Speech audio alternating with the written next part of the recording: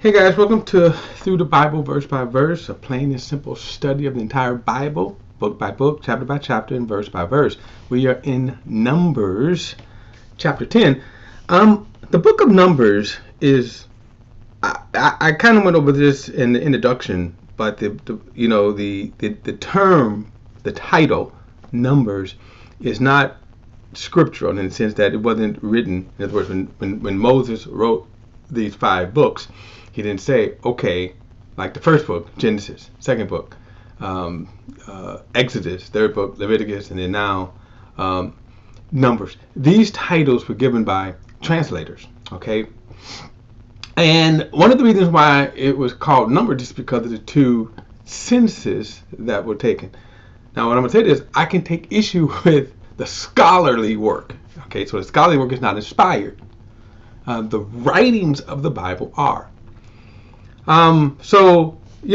Look, if I was a translator, and of course I'm not, I would say that a better title would have been more transitional. The book of Numbers takes place over really a 38-year period. There are a lot of transitions in this book. A lot of instances that happened in order to affect the translations. In other words, the book of Numbers brings us up to the very day that the Israelites are going to cross over the Jordan. Now, of course, the reason why it took 38 years is because of the unbelief of the children of Israelites, this first generation. And this is what we're going to see in these chapters here.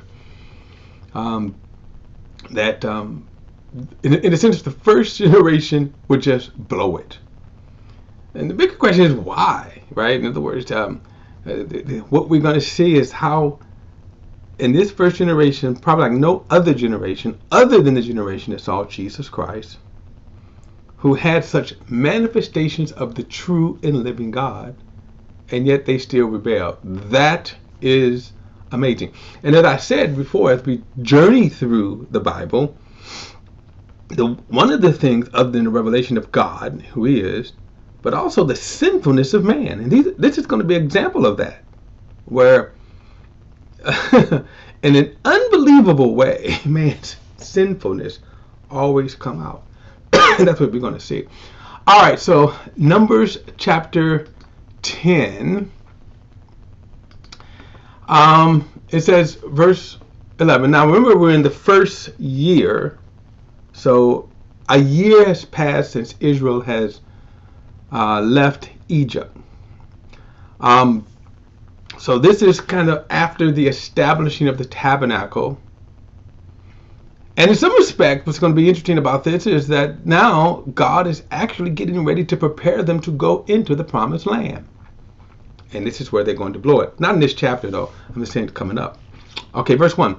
The Lord spoke to Moses, make 2 trumpets of hammered silver to summon the community and have the camp set out.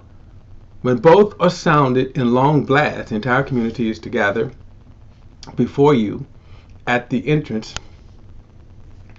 of the tent of meetings. However, if one is sounded, only the leaders, the heads of Israel clans, are to gather before you. When you sound short blasts, the camp pitched in the east are to set out. When you sound short blast a second time, the camp pitched on the south are to set out. Short blasts are to be sounded for them to set out. When calling the assembly together, you are to sound long blasts, not short blasts. The sons of Aaron and the priests are to sound the trumpets. Your use of these is a permanent statute throughout your generations. Verse 9. Let me say something about this term here when it says the use of these, when it says a permanent statute throughout your generations. Not etched in stone. And the reason why is because once they enter the promised land, and then once they build the temple, these things are going to stop as well. Sometimes there is language that is more euphemism, or I'm trying to think, euphemisms and sort of like general statements, but not to be taken in a sense, in the kind of literal sense. Okay, and again, I'm not trying to be coy or to play around with words, but oftentimes, like for example, when God says this is set in stone, so to speak, okay, then it is set in stone. That will never change.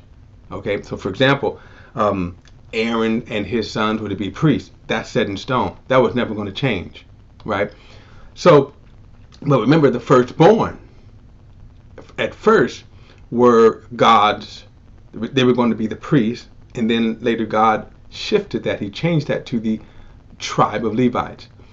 All right, verse 9.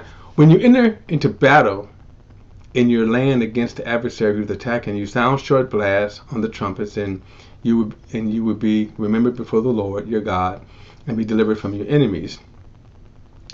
You are to sound the trumpets over your burnt offerings, and your fellowship sacrifice, and your joyous occasions, your appointed festivals, in the beginning of each of your months. They will serve as a reminder for you before the Lord. I am Yahweh. All right.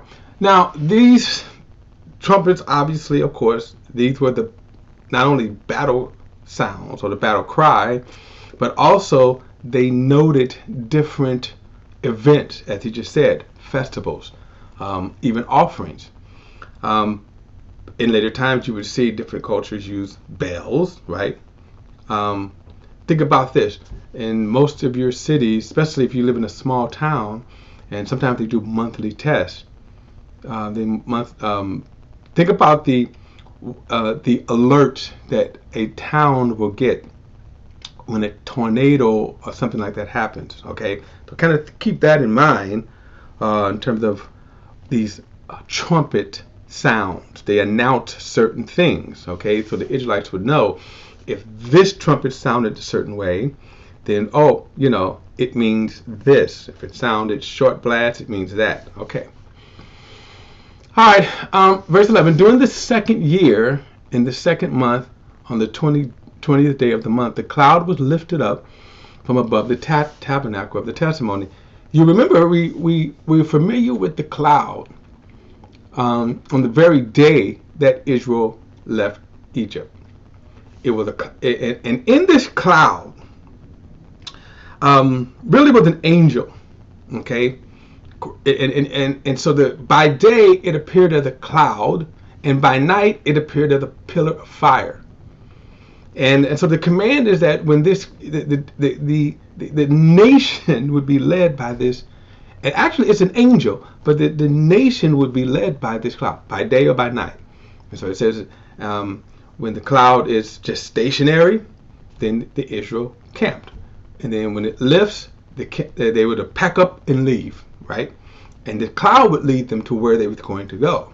And now we see for the first time, we see again, since the cloud kind of led them, he's packing up and leaving again. Now we saw also how the priests and the Levites were to pack up and assemble, right? The tabernacle. And so all of we're going to see probably this chapter 2 that how they were to assemble. In other words, when they would march out and lead, there was a certain order in which they were to follow. Okay, the Levites, then I think the tribe of Judah, but there was a certain order that everybody was to kind of assemble in and then be led. Verse 12, the Israelites traveled from the wilderness of Sinai, moving from one place to the next until the clouds stopped in the wilderness of Paran. They set out for the first time according to the Lord's command through Moses. The military divisions of the camp of Judah with their banners set out first, and Nishan, son of Amminadab, was over Judah's divisions. Nethiah, son of Zerah, was over the divisions of Issachar tribe, and Eliab, son of Helon, was over the divisions of Zebulun tribe. The tabernacle was then taken down, and the Gershonites and the Merarites set out transporting the tabernacle. By the way, this was quite meticulous. Remember, this huge tent, and all of the articles had to be packed, right, carted a certain way. Verse 18, the military divisions of the camp of Reubenites with their banners set out, and Elujah, son of Shudar, was over the Reubenites division. Shemiel and the Jurizite, and again, I'm not even attempting to pronounce these names right, so forgive me for that, was over the divisions of Simeon's tribe, and Elisaphat, son of Dual, was over the divisions of the tribe of Gad, and Goshenites then set out transporting the holy objects, and the tabernacle was to be set up before their arrival. So again, you see kind of the order in which they were going to do. By the way, too, if you got a Bible app, you want to know the correct pronunciation of some of these names, there is a audio version of these of the Bible, and so there are people who have painstakingly studied and practiced the correct pronunciation. I'm just not going to do that. All right, verse 22. The next military divisions of the camp of Ephraim, with their banners set out, Elishama, son of Ammihud, was over Ephraim's divisions. Gamaliel, son of Podar, was over the divisions of the tribe of Manasseh, and Amdad, the son of Gideoni, was over the divisions of the tribe of Benjamin. Verse 25, the military division of the camp of Dan, with their banners set out serving the rear guard for all the camps, and Amadai and Amijidai was over Dan's division. Pagiah and Oshanan was over the divisions of the tribe of Asher, and Arihan, the son of Eran, was over the divisions of the camp of Levi. This was the order marched out for the Israelites by their military divisions when they set out. So, verse 29, it says, Moses said to Hobab, son of Moses' father-in-law, Reuel of the Mennonites.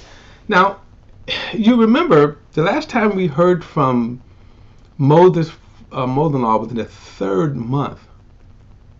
The third month of after the Israelites had marched out.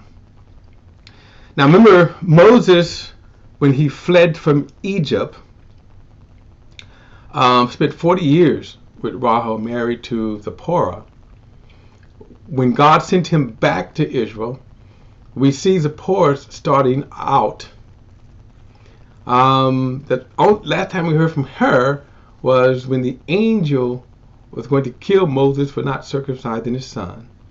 Zipporah, some kind of way, recognized that and quickly circumcised her son and then threw the foreskin at Moses.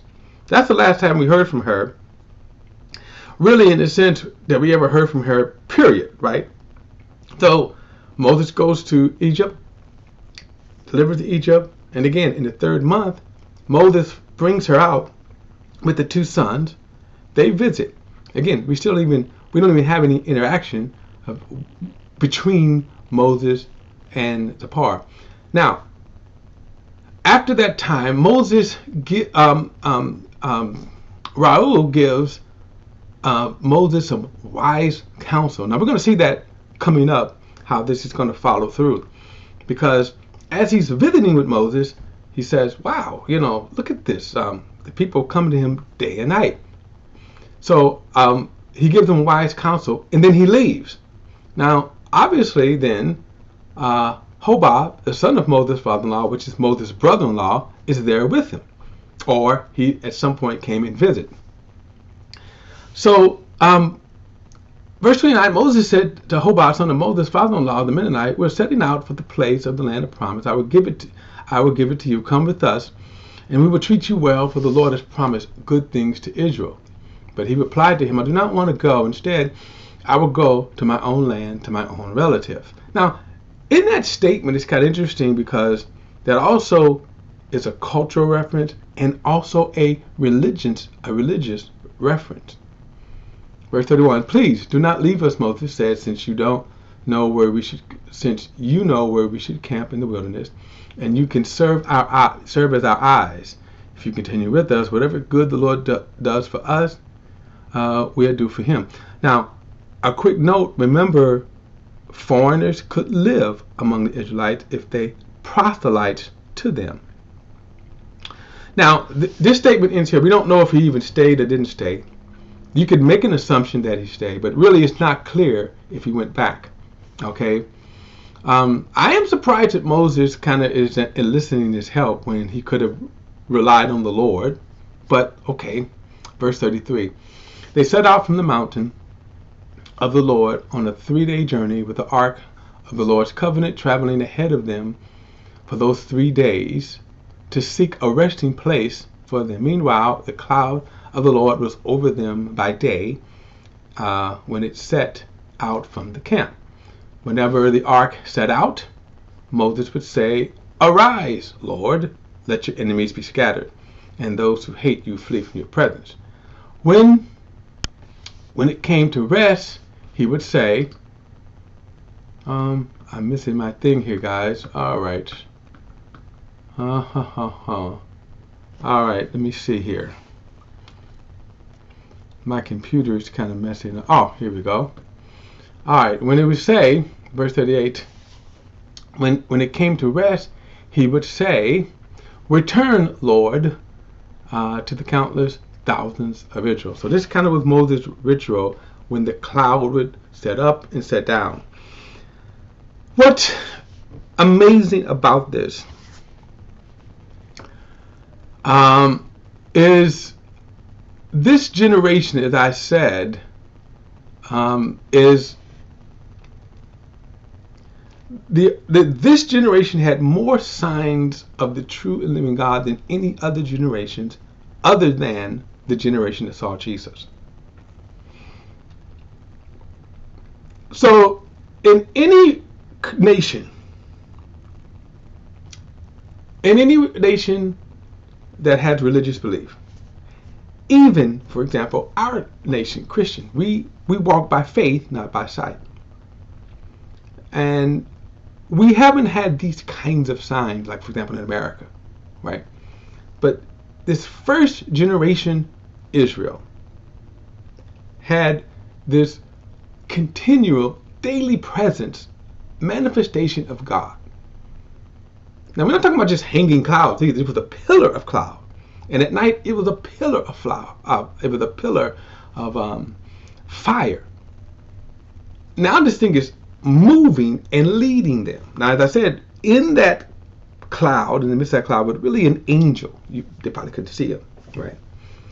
But of all of the things that they had, it's still going to be amazing that they will rebel against God in unbelief. Now, that's the key right there. Not only sin, but unbelief.